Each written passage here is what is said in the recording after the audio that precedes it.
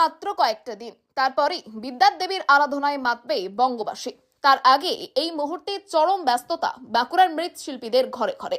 না খাওয়া ভুলে প্রতিমা তৈরিতে ব্যস্ত তারা সকলে। দীর্ঘদিন ধরেই প্রতিমা তৈরির সঙ্গে যুক্ত সিমলাপালে লক্ষ্মীসাগরের মন্টু বাউরি। এবার তিনি 50টিরও বেশি সরস্বতী প্রতিমা তৈরির বরাত পেয়েছেন।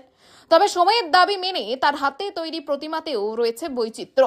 ছোট শিশুর মুখের আদলে বেবি সরস্বতী কিংবা রবীন্দ্রনাথের প্রতিকৃতি যুক্ত প্রতিমার চাহিদা এবার বেশ ভালো।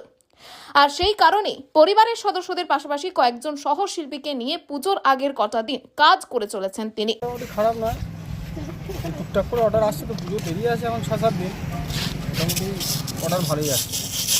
তাহলে এই বেবি অর্ডার আছে, আর এই একটা রবীন্দ্রনাথের পিছনে মুখ আছে, ওটা তো আছে নতুন করা হয়েছে।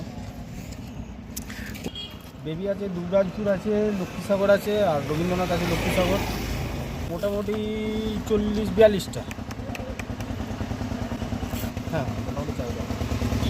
আবার সমস্যা বলতে ঠান্ডাটার জন্য একটু অসুবিধা হচ্ছে কাজে, লেবারদেরও একটু অসুবিধা হচ্ছে, আমাদের একটু অসুবিধা হচ্ছে। সন্ধ্যের পর তো প্রচুর ঠান্ডা।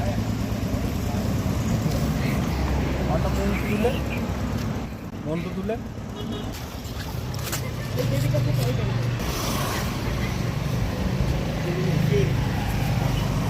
এগুলো সব বিক্রি ওই ভেতরে থেকে একটা বড়। ওটার তো ভালোই আছে, ওটার বলতে ঠাকুর যেমন কোয়ালিটি সেরকম দাম দর, ঠিক আছে। স্পেশাল বলতে ওই মূর্তির ঠাকুর করছি, রবীন্দ্রনাথ